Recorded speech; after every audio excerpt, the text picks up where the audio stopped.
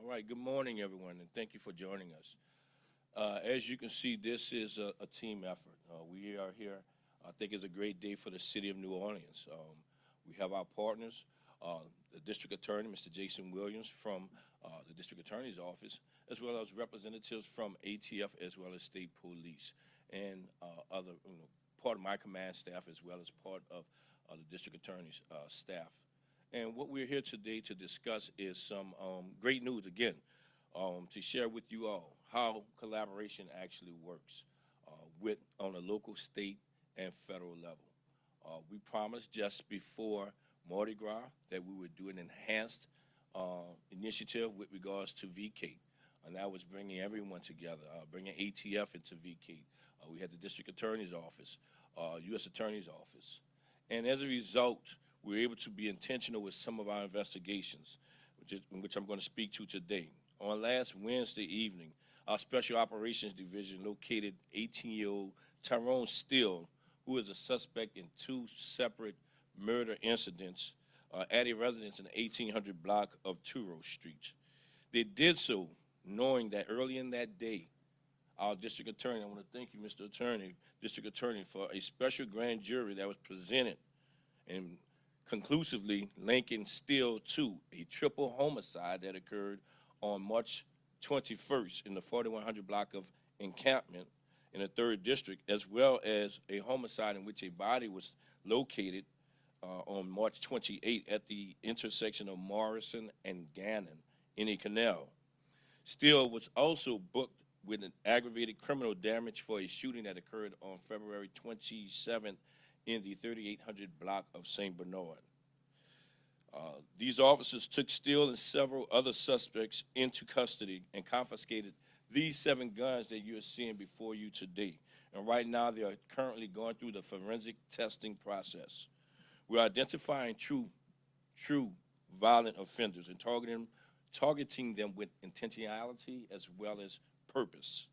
The investigation into Steele and his associates' involvement in other violent acts is ongoing and very active with this tight coordination that you see before you.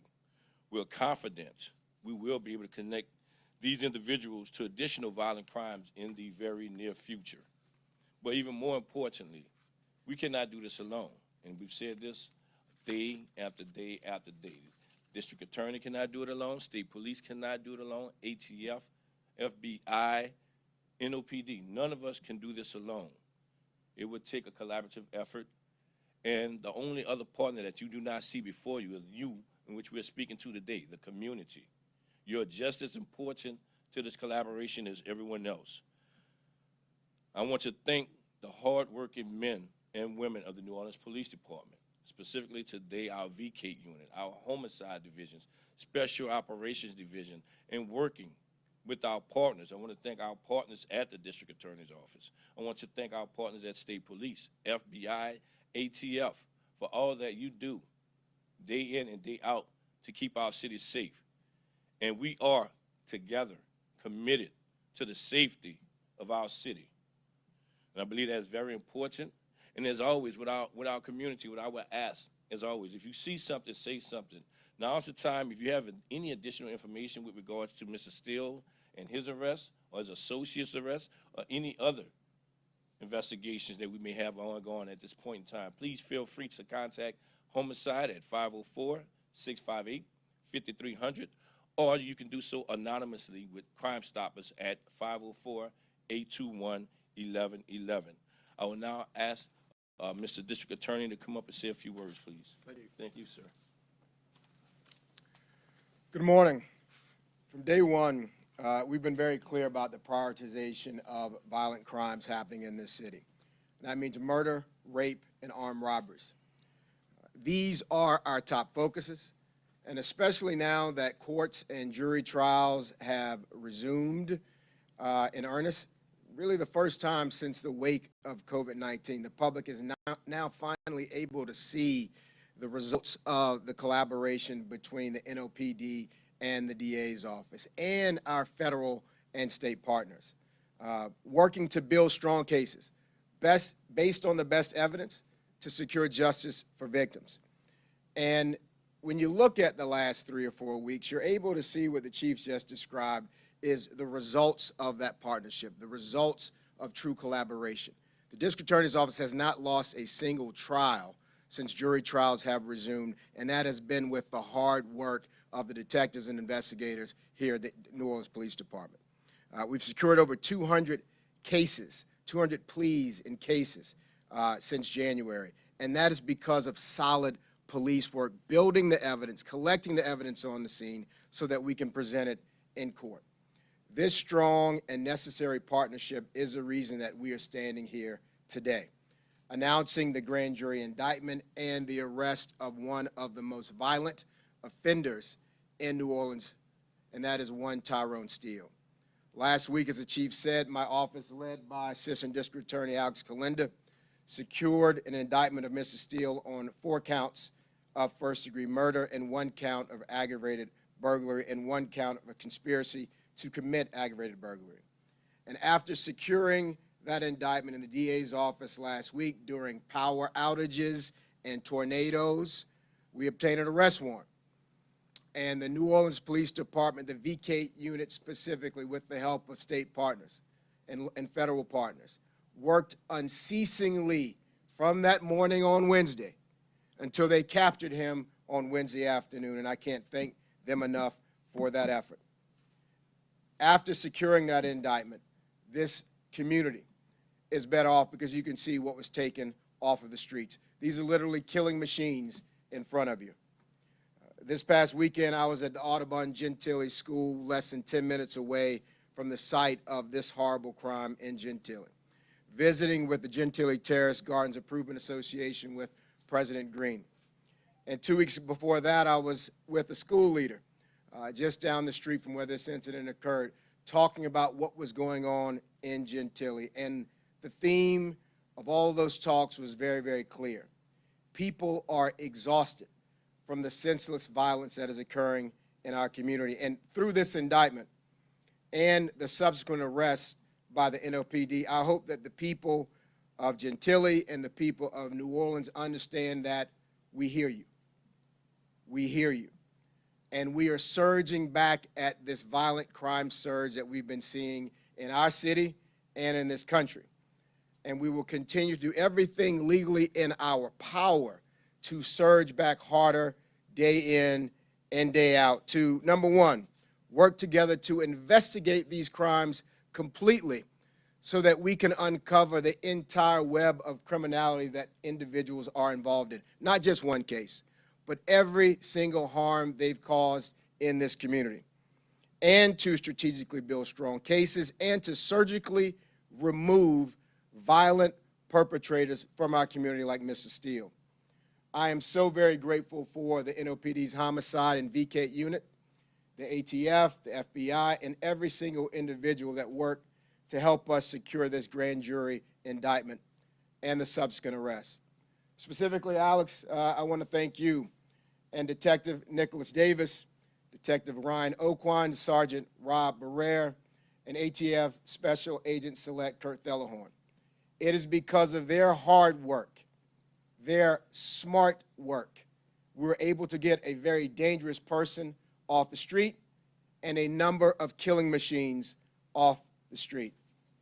And on top of that, as the chief alluded to, based upon continued collaboration and intelligence-led investigations, we are in a position to continue to link Mr. Steele to other violent crimes that have taken place in this community.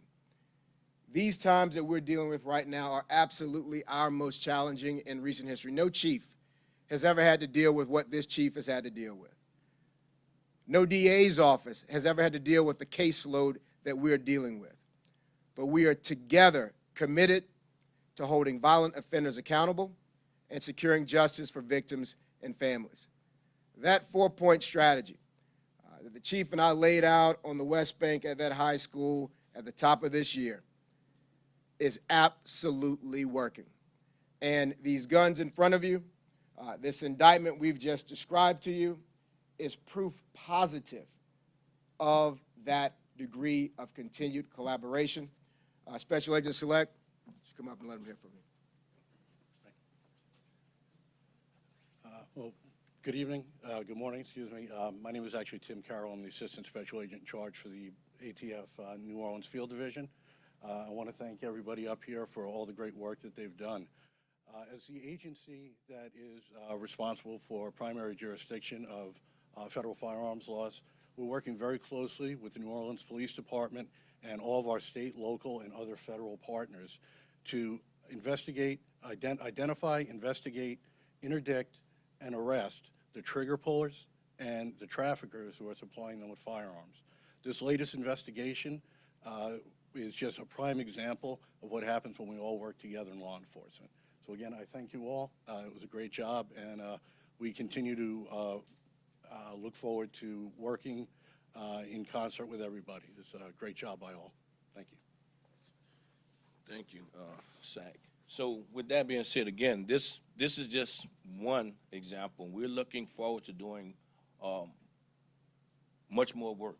We know there's much more work that must be done, and we're looking forward to putting our best foot forward together in ensuring the safety of our city. And I would be remiss if I did not recognize Council Member Eugene Green. We know that the incident that occurred in the 4100 block of encampment was within his district, and we thank you, sir, for your support and awareness to ensure that we are doing what we need to do and having the resources that we need to have to get this job done. So thank you. With that being said, Gary, questions? Chief, first, just for housekeeping's sake, can you spell Tyrone Steele's name just to make sure we have it? Tyrone, Tyrone, Steele, Steele. And then, are you able to speak to, do you all believe there's any connection between the two cases that he's been indicted on, or can you speak to, was there any connection, or you just happened to find out, I guess, through the course of the investigation that he committed both of these crimes? So right now, during the course of these individual or independent investigation, we're able to determine that he is responsible for these two incidents. As to their connection, that is still under investigation, as well as to whether or not he may be responsible for any other incidents, violent incidents throughout the city of New Orleans.